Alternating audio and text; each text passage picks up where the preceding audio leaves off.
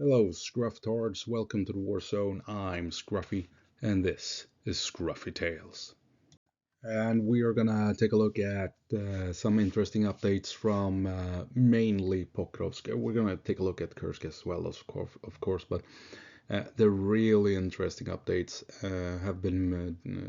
has been happening down at Pokrovsk.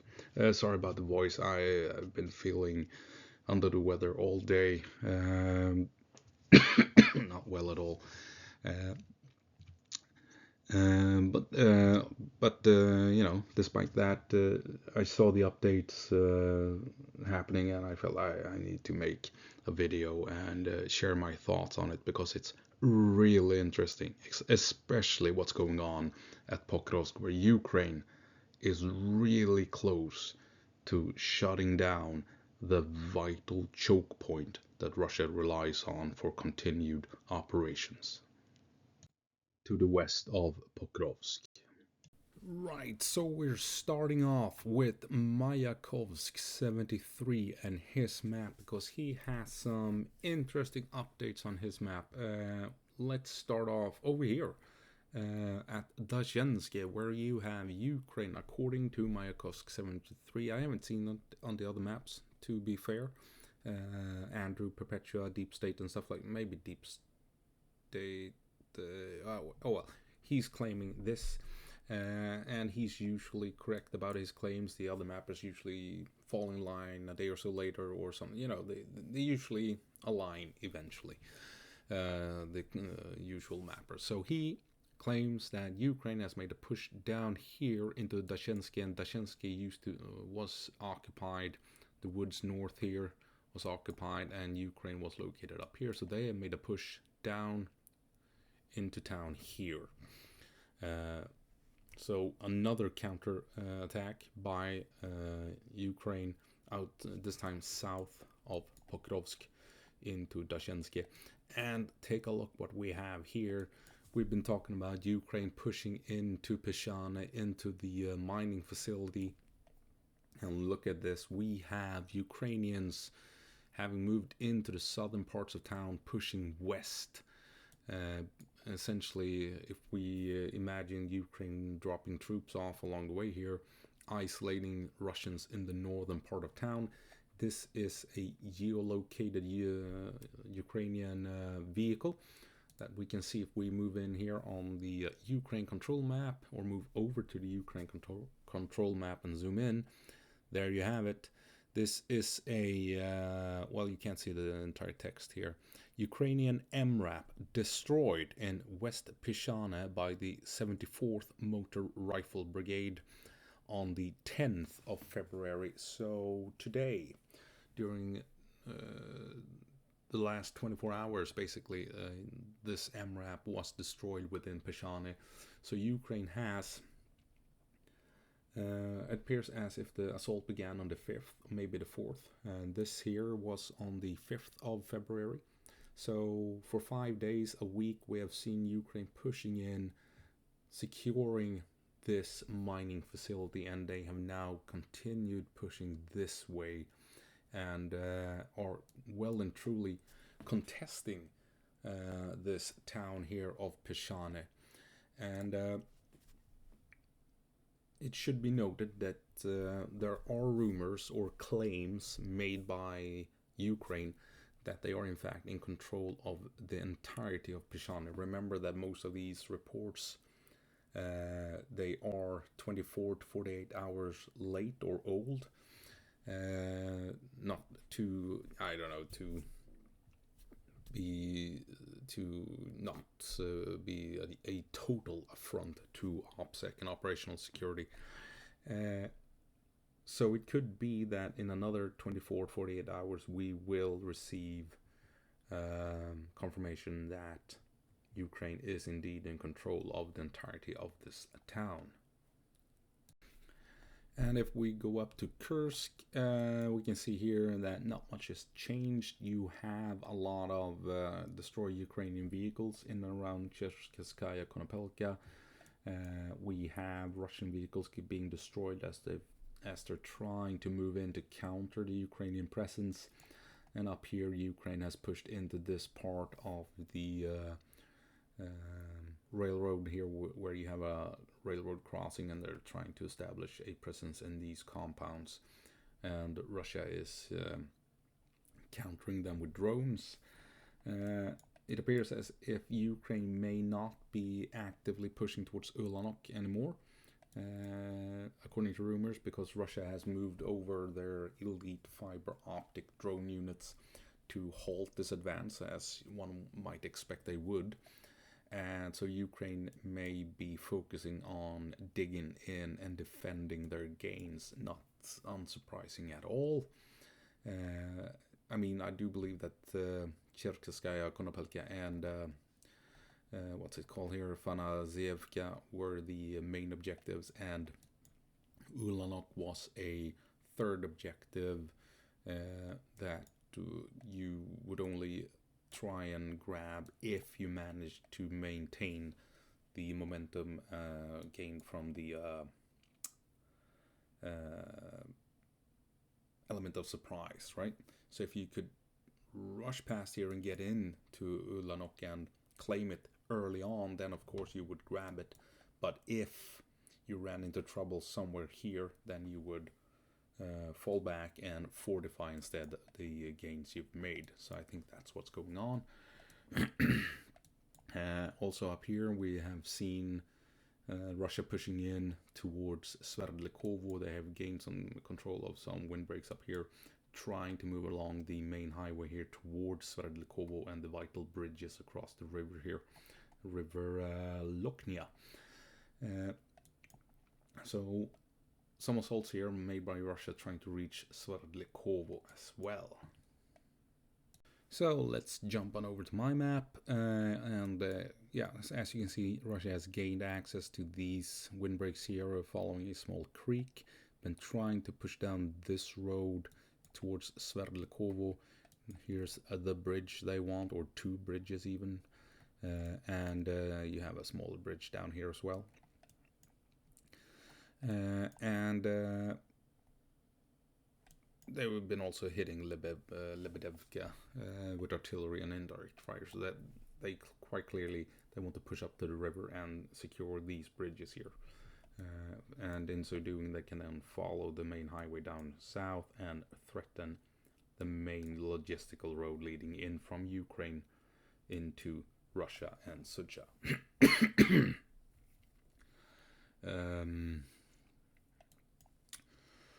Yeah, and like I said, it appears as if Ukraine might be fortifying Cherkasskaya, Konopelka, and Fanazevka at the moment, instead of trying to push into Ulyanok.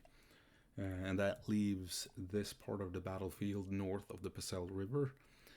What Russia will do with it. I mean, Ukraine has basically cut them off here. You can't really move logistical supplies through here. And like we've talked about, that leaves this bridge. And Ukraine should be able to send in drones and artillery strikes to lock it down, and taking out the logistical trucks moving back and forth here. So question is, will Ukraine try and push down along this road to secure the bridge next? And in so doing, forcing the Russians here to either fall back south of the river or potentially surrender as Ukraine begins cleaning mop-up operations in these woods. We'll see what happens. And now for the fun part. Let's take a look at Dashensky first. Right here we have where Ukraine, according to Mayakovsk 73, has pushed in to the woods up here and into the village down here. We'll see if the other mappers confirm this, but it's interesting that we have a second Ukrainian push here in the Pokrovsk area, forcing Russia back. And then of course we have the big thing going on here in Peshane, where it does appear as if Ukraine is now in control of the mining operation and has moved into the southern parts of Peshane. The question is, what's going on in the rest of this town? Like I said, the claim is at least that Ukraine is in full and in complete control of the town, but I'm guessing the Russians have a thing or two to say about that so far. But the advance is ongoing, and we can see geolocated locations where we have Ukrainians in the southern part of town. And I mean, this makes it really interesting because as you can see here, it's not the Russian gains, it's not just one massive blob here. I'll show you, let's take a look at Deep State. If we go down here, all right, this is what it looks like on Deep. Take a look. Deep State confirms the push into Dashenskia. That's interesting. Nothing at Peshane yet. That's kind of weird. But this is what you're seeing on Deep State. And with Deep State, I mean, if Ukraine pushes in here into Peshane, it doesn't seem as that big of a deal. Because it's, you know, just this tiny piece of this large red blob. But if we take a look at my map, as you can see, there's a lot of open spaces. Oh, this should be that's not a thing. Let's remove that. Sorry for that. Boop, that's how it should be. You have lots of open fields. That kind of narrows it down where the Russians can move the troops through in cover. And there aren't that many roads either if they want to have some proper logistics with moving trucks around and what have you. So what this means is if Ukraine can grab Peshane, as you can see, there's just like a kilometer, 2/3 of a mile to this part here right next to this dam. And if Ukraine can get down here, they cut the only viable road leading in from Russian controlled territory to Vovkova, and from Vovkova is where you can then send troops and supplies and what have you up to Kotlina, the fighting in Kotlina and the fighting at Dudachne. So if Ukraine can grab Peshane, it's not far-fetched to imagine Ukraine coming down to the dam here and cutting vital supply routes for the Russians. That leaves them only with this route and moving across open fields and what have you, making them easy targets for drones and artillery. And also, if Ukraine comes down to the dam here, take a look. This is essentially the only place where you can move in troops and reinforcements. Because here you have the Solona River. I mean, this is just bogs and marshes. You can't move across here with trucks. And I mean, take a look. You can see here how steep this valley is right where you have the dam leading into the river of Solona. So if Ukraine can grab Peshane, they are in an excellent position to push in towards the dam, which is a vital choke point. If Ukraine can push in here, all of this is isolated with barely any means of receiving supplies. There is one last route remaining for the Russians, and that is this bridge. But I mean, it's right here on the Solona River. As you can see, it's where you have all the marshes, and to reach this island here, you need to cross, where is it, something down here, a small bridge. I mean, can you well and truly move trucks across here, all the way up here, at the volumes needed to supply a front line, like we see at Kotlina and Udachne? I doubt it. So Ukraine grabbing Peshane puts them in a very interesting position where they can either move straight for Vovkova or straight for the dam, and in so doing, if they are successful, they will isolate all of the Russians over here, and that would be disastrous for the Russians and a major victory for Ukraine. So we're gonna have to wait and see if they pull it off, and we need to keep an eye on Peshane and the events going on in this very small town. Really interesting stuff going on there at Pokrovsk, I have to say. And imagine if they pull it off, cutting off the Russians up at Kotlina. What a disaster that would be. And just imagine the reaction from all the Vatniks. Hilarious. I mean, they're gonna be shitting bricks watching this video because they did not like my previous one. Yeah, I got some really funny comments on my previous video. They did not like that one. I assume I will receive similar in this one.